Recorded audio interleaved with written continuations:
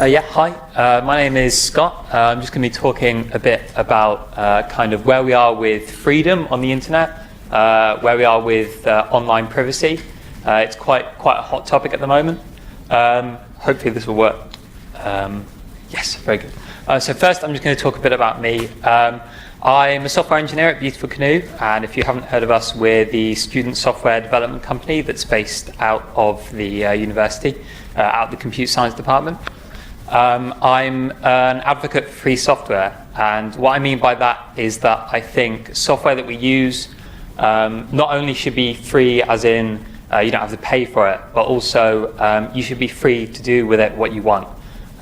So you shouldn't be held back by a license or whatever. And finally, I'm a developer and a programmer as a result of my hobby.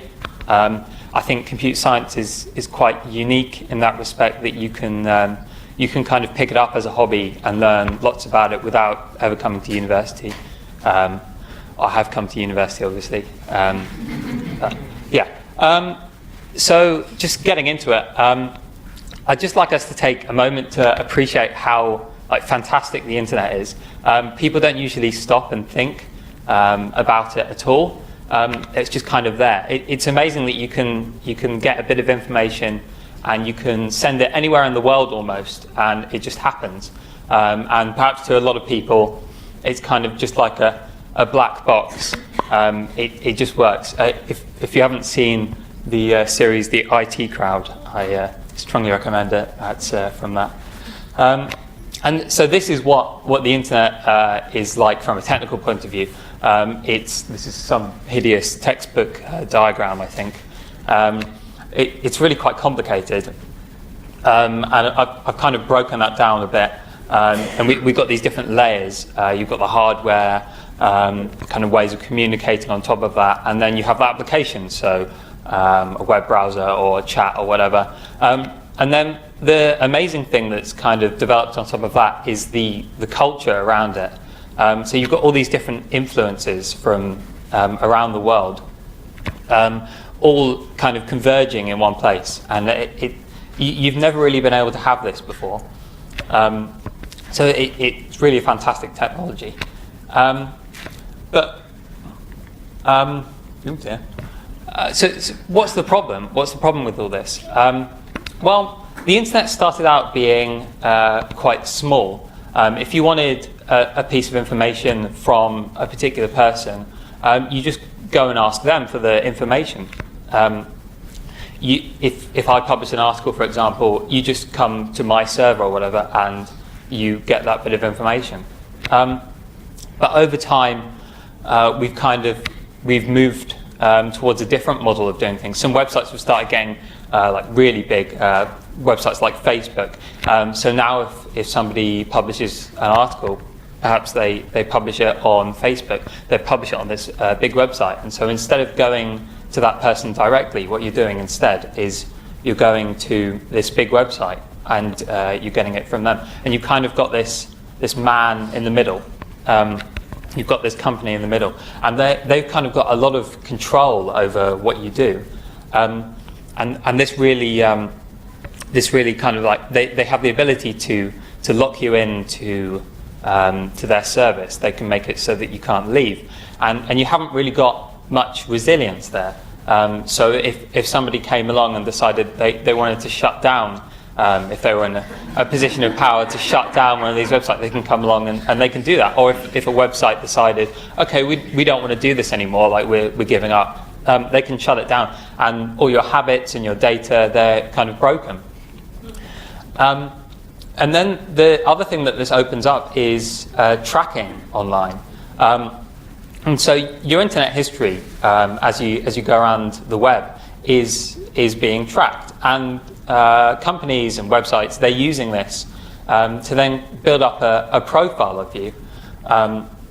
Two prime examples of this are Facebook and Google. So Facebook, if you post something on Facebook, or if you watch a video, or even things that you just look at on Facebook for an amount of time, this is being tracked, it's being logged, and they're using this to build up like a profile of you. Google, if you search for something, they track that, and then they know, okay, this person is interested in this topic, and that's then tied to your account or whatever. And then what's happening with this is that it's being used to have adverts targeted at you, very weirdly specific adverts. I'm sure lots of you have seen this. And these adverts also are tracking you. You probably see them adverts on a lot of websites. The people who are hosting those adverts, in a lot of cases that's Google, they then have access to the information about what website you're going on. They know, okay, you went on this website or you read this article that had this advert on it. So I know now that you're interested in this. Just the other day, actually, I was scrolling down an app on my phone, and I had this advert for Aston Sports Centre. Now, I've never told this app any information about me, literally no personal information. I use a username on it, and they know nothing. But I'm getting this advert in this app. I think this one is actually served by Google. But it's sometimes a bit scary when you get these and you're like, how do you know that? But why should you care about any of this? Like, why does it even affect you? So this is all going on, but like, does it matter? Well, so I said before that your data is being sold, but really this kind of equates to the fact that you are being sold. And so what I mean by that is these companies are building up a profile of you. They're learning a lot about you. In a lot of cases, they're actually starting to know more about you than you even know. They can go, oh, you're going on these websites a lot. Okay, so you're getting interested in this kind of thing. And you don't even realize yourself that that's the case. And these companies, they've got to make money somehow, right? So a lot of times these are free services, you have to pay for them. And so what happens is that you become their product. Their way of making money is collecting this information about you and then using that either to sell advert space. They can sell they can give the ability to other companies to target very specific demographics for adverts, and they're in some cases just selling perhaps not very specific this person's name, they like this, but groups of data about you. They're just selling that data directly to other companies. And then there's the fact that you're being watched. So up until a few years ago, there were various conspiracy theorists that would go, okay, the government is evil, they're watching you, they're tracking your every move on the internet, and most people thought they were crazy people, because they were crazy people. But then one day this website WikiLeaks came along, and some people leaked some information onto it and went, hang on a second, you know all those people you're calling crazy? Well, they're actually right. Like, we're being watched, and we know this now. So obviously this is really useful for crime prevention and that kind of thing, and an indispensable tool with that respect. But how sure are you that the government is going to use that always in the right ways? Governments do turn bad. Obviously, well, we'd like to think we're all right now, but situations do change. And then finally, on this bit, your identity is at risk. And what I mean by that is that these companies, they've got lots of information about you on their servers. But how sure are you that they're going to keep that data safe all the time? You're really putting a lot of trust into these companies, having data that you've provided and also data that they've kind of inferred from your activities. And is it in their best interests all the time to protect this data? Are they going to be investing the amount of resources into protecting it that they really ought to be?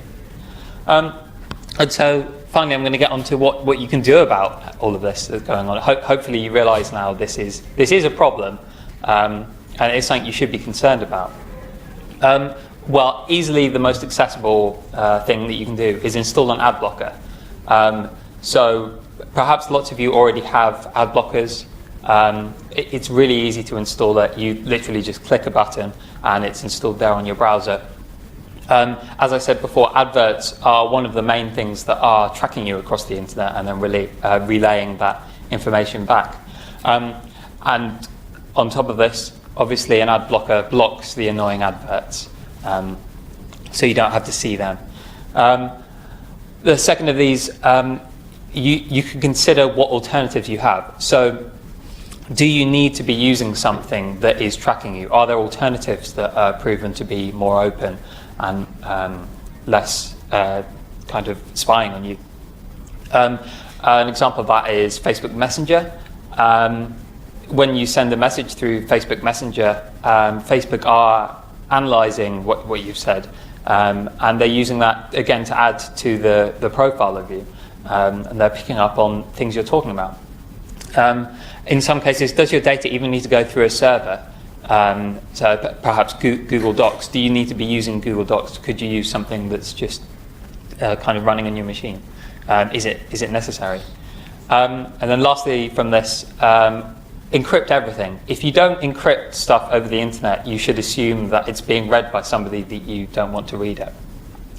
And remember also that if you encrypt, if you let somebody else encrypt it, then they can still read it. So again, with Facebook Messenger, your data is encrypted to their server, and it's encrypted from their server to the final recipient.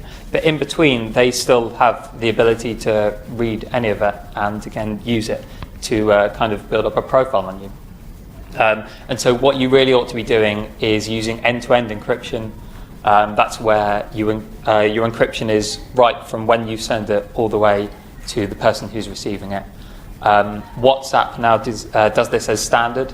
There's a whole load of other things that do this as well. Signal, if you've heard of that.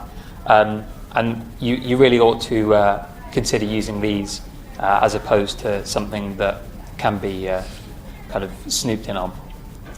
And so just to go back over this, the internet is really fantastic, but that we're kind of uncertain as to what's going to be happening in the future to do with its openness and its freedom of information. There are a lot of companies taking a lot of control over this over traffic that's being sent over the internet, and they are abusing this in some cases to track what you're doing and then use that to make money, basically. And so what you ought to be doing against this is blocking things that are tracking you. Try using alternatives and encrypt everything right from end to end. And so thank you very much for listening to this. If you have any questions about this, please do come and find me afterwards. It's been pretty brief, but there's a lot to be said on the subject. We don't really know where we're going in the future with internet privacy and freedom. Thank you very much.